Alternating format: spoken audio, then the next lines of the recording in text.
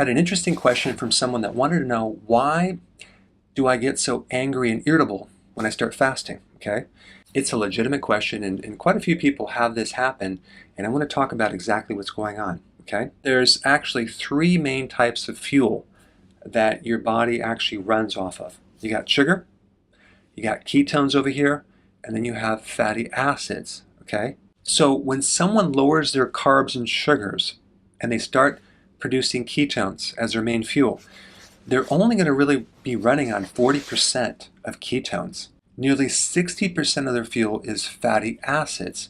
The metabolic switch that makes this all happen isn't always efficient, okay? If you have a history of having long-term insulin resistance, then it's going to take a while for your body to become more flexible in this transition. And in the process, you might feel more irritable when you fast. You might feel angry, edgy, not very friendly.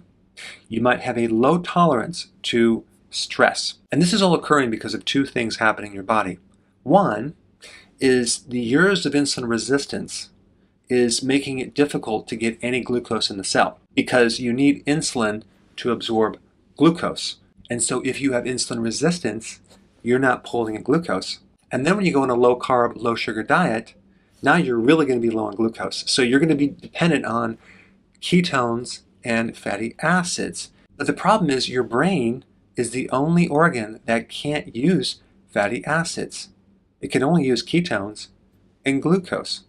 Well, you haven't transitioned over to running on ketones 100%, so your brain is going to suffer, and this is why your mood suffers. Okay, so you have two solutions. You can either just give it time and wait for your body to fully adapt to the point where now you're more efficient, you're more flexible, and your brain is getting all the ketones. Or you can just simply add some more ketones to your diet in this transition phase. So you would take some MCT oil, either a liquid or a powder.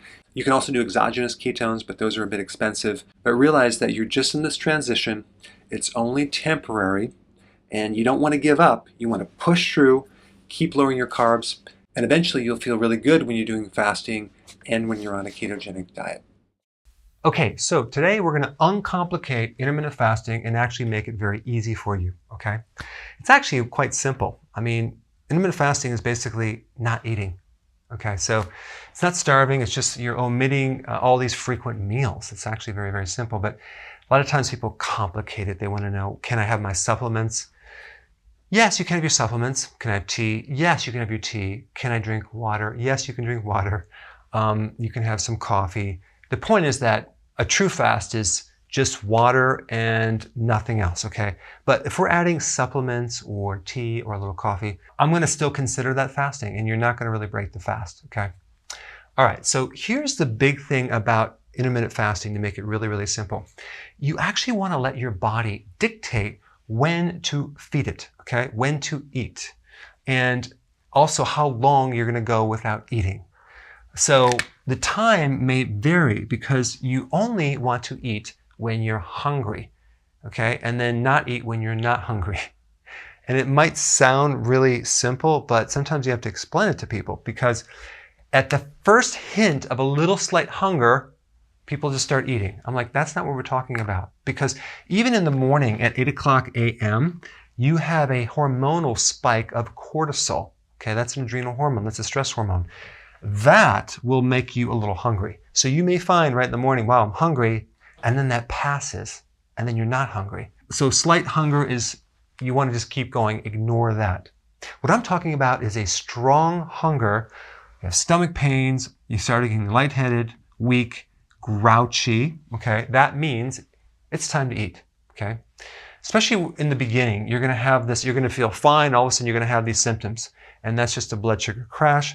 So you'll have to just get used to it. But the more and more you do this, the more you're going to go from sugar burning to fat burning more efficiently. That takes time though, okay? So another factor is the estimation of effort it takes to really get into this hardcore. So you're fully in the keto where it's comfortable. You have cognitive benefits. You feel focused. You have concentration.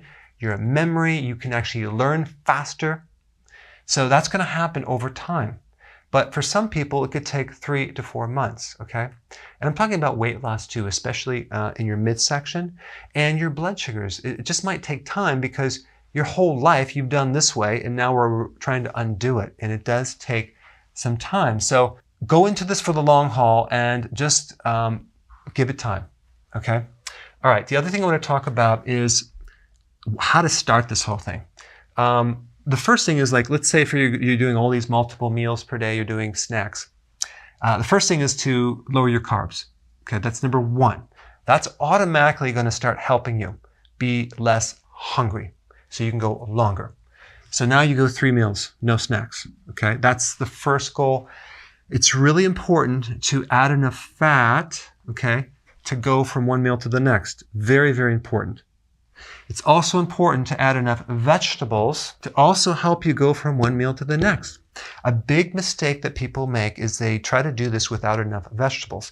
You need vegetables for the potassium and the magnesium and the other minerals and vitamins that help heal insulin resistance and help lower insulin, as well as the fiber that feeds the microbes in your gut. And that produces something called butyric acid, which helps insulin resistance. It decreases hunger. It helps blood sugars. It feeds the colon cells, and it helps your immune system. The combination of good fat and vegetables is going to help you go from one meal to the next. And then just let your body dictate when to eat. So you're going to find you can go longer. So you skip the breakfast. Now you're at 2 meals a day. And now you start to squish those together slowly. Okay, let your body tell you when to do it to the point where you're not hungry anymore. So then you just do 1 meal a day.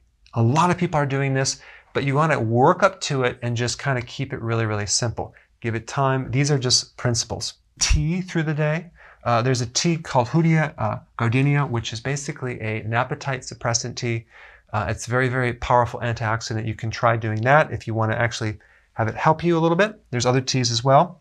You can keep very, very busy because there's nothing worse than you sitting at home in front of the computer and watching the clock, like, when am I going to eat? So you want to probably get out of the house, go somewhere, because that can really help you. Find some activities, but don't just sit and at home. All right, sea salt, very, very important, because if you don't consume enough sodium and you're drinking water, you're diluting a little bit of sodium because you may not have enough reserve in your tank of minerals that to draw on through the fasting. So the way that you know that you have enough sea salt is that you're not having any headaches, you're not feeling weak muscles, you're feeling strong. But a lot of people have side effects because they're not doing enough sea salt. Okay, I would do 1 flat level teaspoon a day. You can put that in your food. You can even mix it with water, some of it, not the whole thing, and drink that down. Electrolytes are very, very important too for potassium, magnesium, calcium, and find one with high potassium. And then that will actually also help you have energy through this as well, because when you make the transition, you need these nutrients. You'll also need B vitamins too. So I just want to throw that out there. Nutritional yeast tablets would help you, but that will just make the transition smoother. The last thing I want to talk about is just make sure that you prepare for what you're going to be eating. So let's say, for example, you don't really know when you're going to eat because you're going to go as long as you can until you're hungry. Bring your food with you if you're going somewhere, but just be prepared, because what we don't want to do is be like, wow, now I'm really hungry and I have no more food. Because the problem with intermittent fasting is that the timing of it, sometimes it's hard to time exactly when you're going to eat and coordinate that with other people. So have your food available so you can go to the correct food. And if you don't know about that, I put a link down below. I think I uncomplicated the intermittent fasting, and I think I made it easy for you, hopefully. Let me know with your comments below.